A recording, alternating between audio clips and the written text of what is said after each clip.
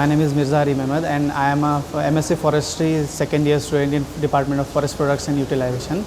And the topic given to me is use of AI and its potential in the use of agroforestry and its related works and how it works in data processing and data analysis.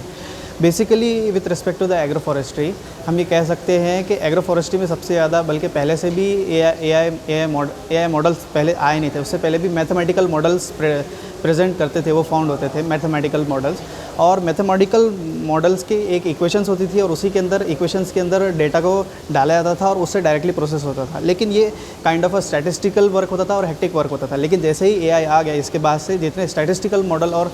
Simulation models होते हैं ये एक साथ integrate हो जाते हैं। और जब ये एक साथ इंटीग्रेट हो जाते हैं तो सारी रिसर्च वर्क स्टार्ट से लेके एंडिंग तक ये पूरी की पूरी एक चेन के अंदर आसानी से बन जाती है और ये एफिशिएंसी इसकी बढ़ जाती है और उसके साथ एक्यूरेसी भी बढ़ जाती है, क्योंकि जो ऑब्जर्वर का जो बायस होता है वो इसके अंदर ऑलरेडी कम हो जाता है AI के प्रेजेंस की वजह से ही।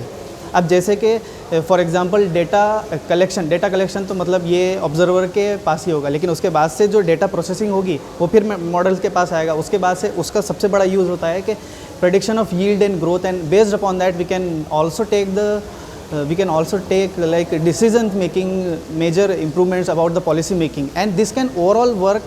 with scientists as well as for the farmers on the ground level। अगर मतलब ये इसके बारे में पॉलिसीज़ आए और इसके बारे में अगर मैथमेटिकल मॉडल्स और अगर मतलब आम हो जाए AI मॉडल्स इससे रिलेटेड, जैसे कि it is not very common to use simulation models on the like basic level, but we are hoping to see like in the sooner level, because as a researcher in the master of forestry,